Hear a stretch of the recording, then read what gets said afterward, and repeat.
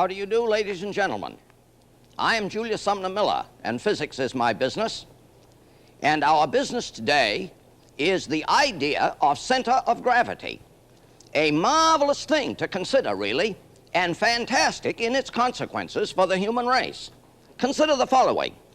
I have here a double track which is downhill to my left. Here I have a cylinder of wood which, as you know, will go downhill, as any respectable cylinder should do. But here I have another geometrical form, and I put it at the bottom of the plane, and lo and behold, it goes uphill. And that's a strange business. Well, friction forces are holding it there, so you see, it goes uphill. And a proper understanding of this lies in an understanding of center of gravity, an idea we got first from Archimedes in about the 3rd century BC. Consider a stick, a meter stick. If it was a good stick, as I would like to have it, it would have to be uniform, homogeneous, and isotropic. Those are wonderful words to know the meanings of. Supposing the stick weighs 10 pounds, and I support it with 2 fingers like that. It is clear that each finger pushes up with 5 pounds each. 5 plus 5 is 10, the stick weighs 10 down. Indeed, if I move the fingers elsewhere, I still exert 10 pounds up, but in 2 places. Now, can I not find a place such as that right there, where I exert a force of 10 pounds up? And we are then led to say that all the stick is right there, all of it, and that's the center of gravity of the stick. Incidentally, I could use also the phrase center of mass, and I leave it as an exercise for you and your teachers to find the difference in center of mass and center of gravity. Now, I said all the stick is here. This suggests that there's no stick here and no stick here. And somebody says, but I see some stick here. And I say, all the stick is right there. And I could prove it. Let me put a clamp on the stick and support it somewhere remote from the center of gravity. If I do that, the stick tips. Obviously, anybody knows that. But if now I put another clamp on the other side and find an appropriate weight here, you will see an astonishing thing, that I can put the stick in equilibrium on the ground that all the weight is at the 50 mark. So, on the blackboard, it would look like this. Here is the stick. There is the center of gravity in the geometric center, and I have supported it right here with a weight hanging here.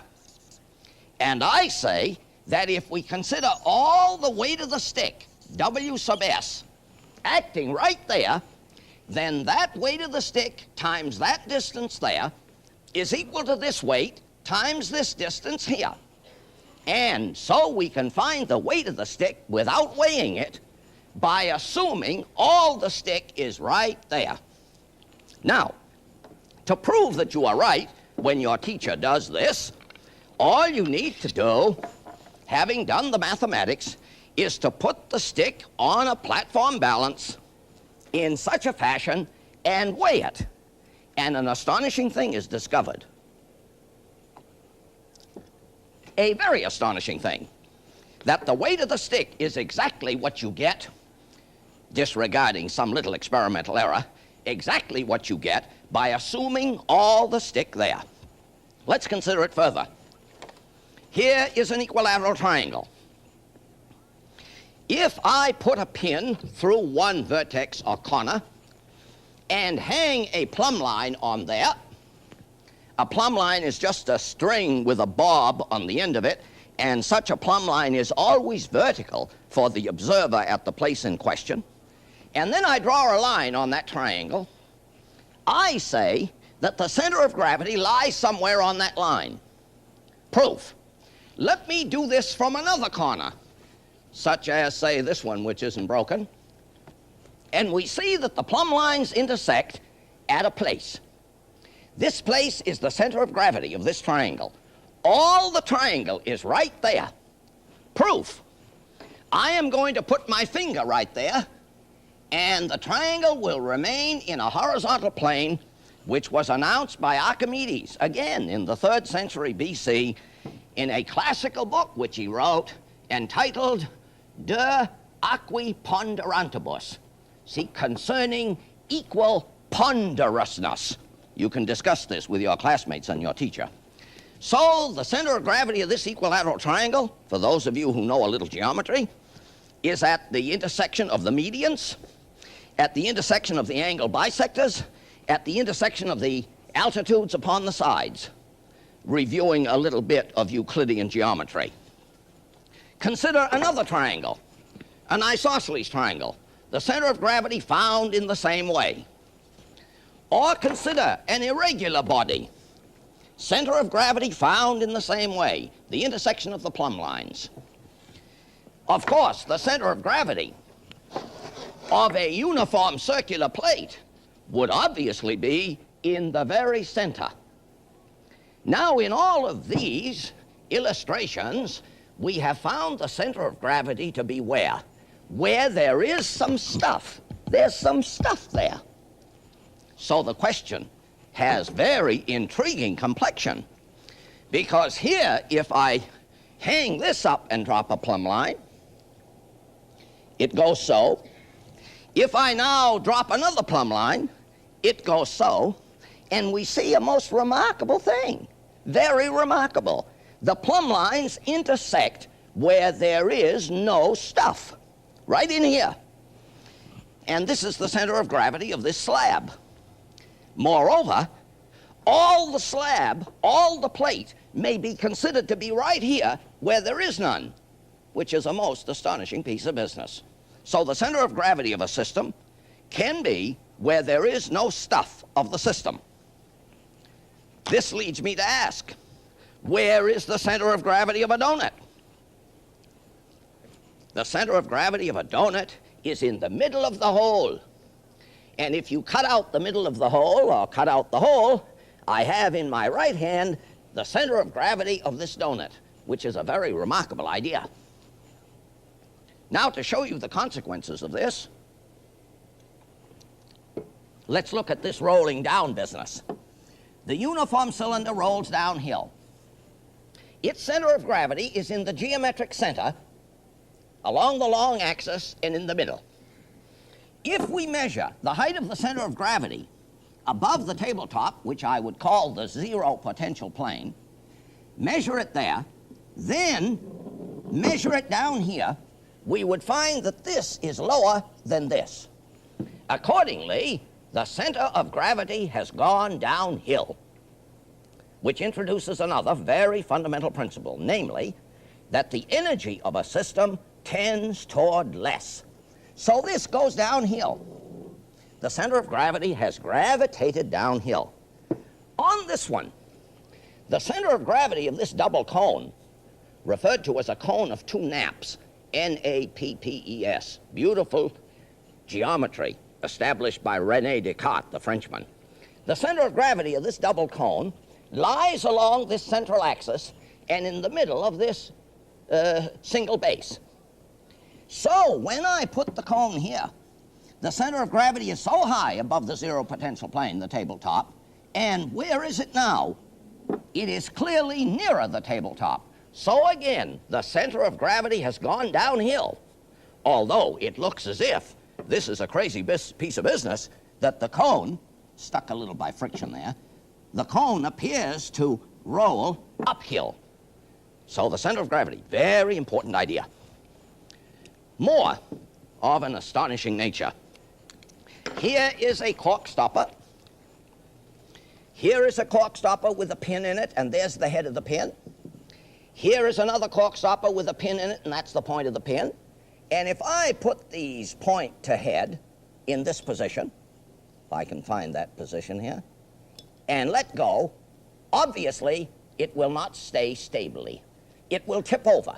Why? Because the center of gravity is above the point of support, a condition that is not good for equilibrium. So what do? I put a couple forks in here, in any way whatsoever, and then I put the point of the pin on the head of the pin, And there it is. Let me get this away so it doesn't hit the glass vessel.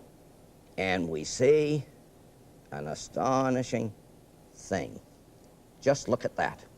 Should not that fall off? It should. But why doesn't it? It does not fall off for this reason. The center of gravity of this system is below the point of support, which is another condition of equilibrium. Here's a good illustration of it. Take this little man, a little metal figure in the shape of a man who supports himself, you see, on the toe of one foot. And that's fantastic, really. He is very stable. If I tried to knock him off, oh, that just slipped there. That didn't really fall off because of the inadequacy of the center of gravity. Look at that. What must we say?